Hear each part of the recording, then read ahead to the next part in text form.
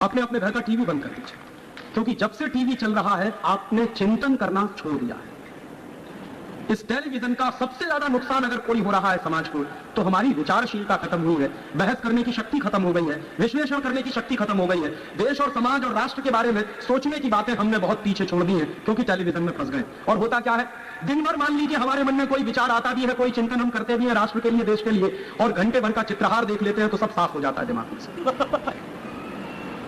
क्योंकि जब आप चित्रहार देख रहे हैं और आपको गीत सुनाया जा रहा है चोली के पीछे क्या है और चीज बढ़िया मस्त मस्त, तो आप राष्ट्र की बात सोचेंगे, उससे समाज की बात सोचेंगे कि देश की बात सोचेंगे। इसलिए मेरा आपसे बहुत विनम्र निवेदन है कि आज आपके चिंतन की, आपके विचार की इस राष्ट्र को जरूरत है, तो वो चिंतन और विचार आप तब कर सकेंगे जब टेलीविजन देखना बंद करें। तो मेरा आपसे आखिरी निवेदन है कि आप टीवी बंद करिए, और टीवी इसलिए भी बंद करिए कि ये देखने लायक नहीं।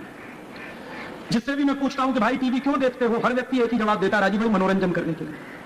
अब वो मनोरंजन में क्या होता है, घर के छोटे छोटे बच्चे, उनके साथ उनके मम्मी पापा, उनके साथ उनके दादा दादी, सब आंखें फाड़ फाड़ के चित्रहार देखते हैं जो देखने लायक नहीं। और दादा दादी 3-3 पीढ़ियां एक साथ बैठ के 60-60 साल के बूढ़े चित्रहार देखते, पता नहीं क्या मजा आता है। शर्म नहीं आती किसी को अपनी नाम देने की, क्या देखते हैं।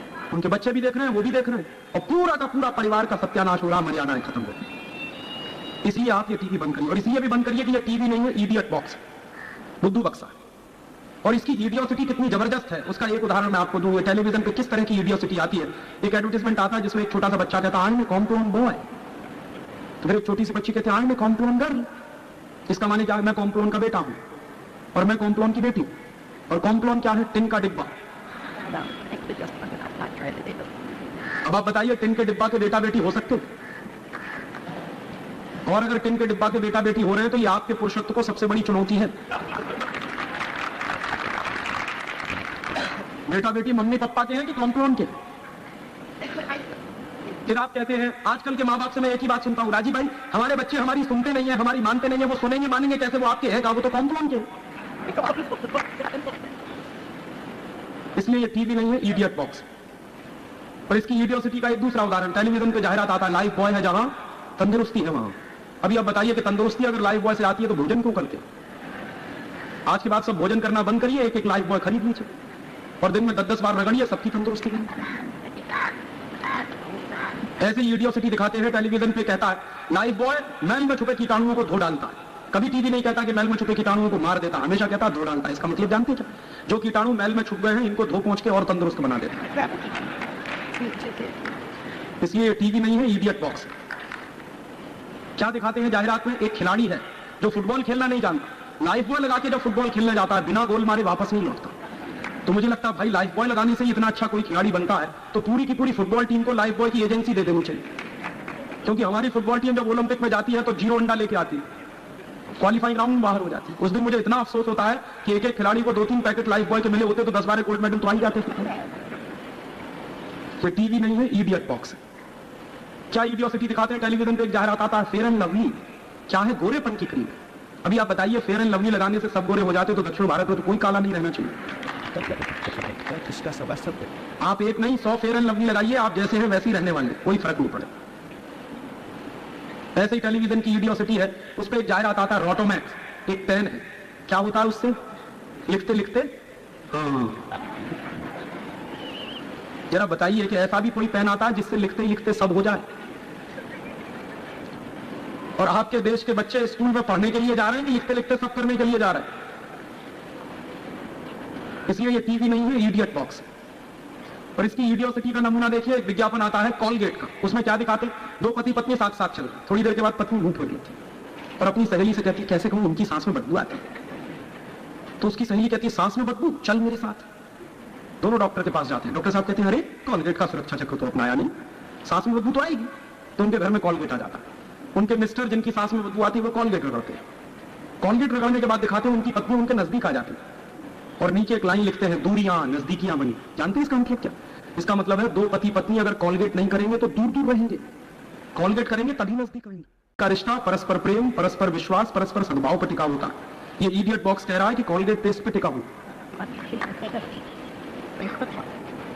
और ये टेलीविजन की इडियोसिटी इतनी बढ़ गई है, अभी टेलीविजन पे जाहिरात आता है चिकलेट्स की गोलियां, तो चिकलेट्स की गोलियों का क्या विज्ञापन आता है, एक भाई आता है कोई नौजवान, वो एक लड़की को चिकलेट्स की गोलियां देता है, लड़की उसके पीछे पीछे चमक देती है। माने इस देश की लड़कियां इतनी सस्ती हैं कि चॉकलेट्स की गोली पर किसी के भी पीछे चल गए।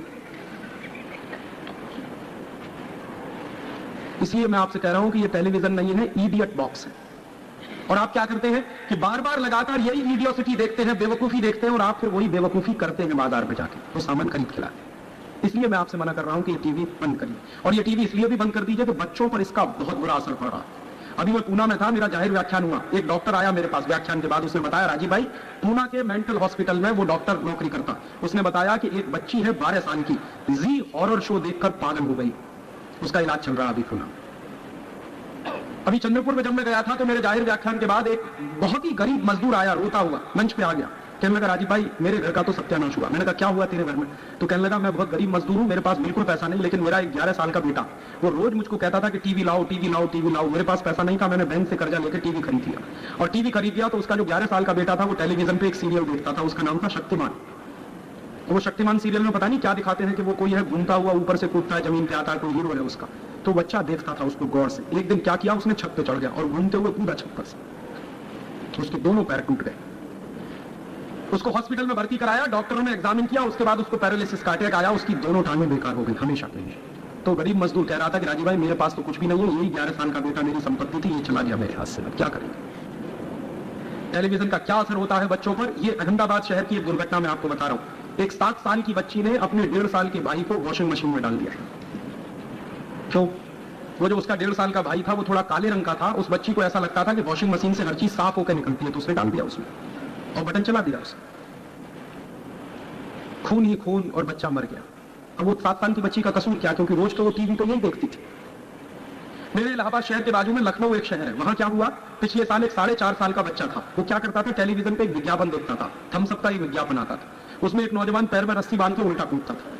तो वो 4.5 साल के बच्चे ने एक दिन अपने दोनों पैर में रस्सी बांधी, छत पे से कूद गया, सड़क पे गिरा, सिर फटा और मर गया।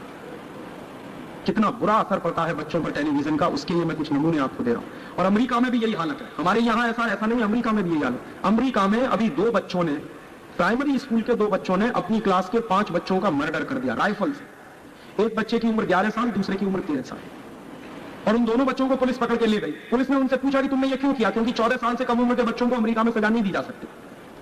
तो पुलिस ने पूछताछ की तो दोनों बच्चों ने कहा कि हम 15 दिन से एक सीरियल देख रहे थे, उस सीरियल में जो हीरो है वो ऐसे ही मर्डर करता था, तो हमने कर दिया। उसके बाद अभी टेक्सास के एक सबर्ब में दूसरी दुर्घटना हुई।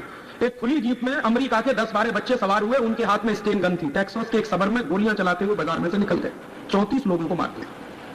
पुलिस ने उनको पकड़ा, उन नौजवानों से पूछा गया तो उन्होंने कहा कि हमने एक फिल्म देखी टेलीविजन पे, उसमें इसी तरह से गोलियां चलाई गई थी, तो हमने चलाई।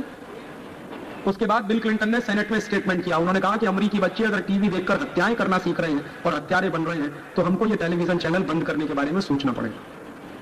तो शायद वहां टेलीविजन चैनल बंद होंगे, लेकिन दुर्भाग्य मेरे देश का है कि जो कुछ वहां बंद होता है वो भारत में चालू हो जाता। स्टार टीवी बंद हुआ यूरोप में, वो यहाँ चालू हो गया। CNN बंद हुआ यूरोप में, बहिष्कार हुआ, वो यहाँ चालू हो गया। जी और इस तरह के बेवकूफी के सीरियल कोई नहीं वहां चलते, वो यहाँ चालू हो गए। बोल्ड एंड ब्यूटीफुल नाम का टीवी सीरियल पूरे यूरोप में बैन है। सिर्फ ब्रिटेन को छोड़कर बाकी दुनिया के किसी भी देश में नहीं चलता। फ्रांस की सरकार ने सबसे पहले बैन किया था बोल्ड एंड ब्यूटीफुल, लेकिन हमारे देश में धड़ल्ले से चल रहा। ऐसे तमाम उल्टे सीधे टीवी सीरियल आपके बच्चे देख रहे हैं, जिसका बहुत बुरा असर उन बच्चों के मन पर पड़ रहा है। और आप जानते हैं बच्चे बहुत भोले होते हैं, जो देखते हैं वही करते हैं अपने जीवन में, जो सुनते हैं वही करते हैं अपने जीवन में। तो हमारे देश के बच्चे क्या सुन रहे हैं, क्या देख रहे हैं, इस देश के बच्चों को देखना चाहिए, सुनना चाहिए, गाना चाहिए, मेरा रंग दे बसंती चूना, और ये गा रहे हैं चोली के पीछे क्या। कितनी गिरावट आई है संस्कृति में इस टेलीविजन से, उसका ये नमूना।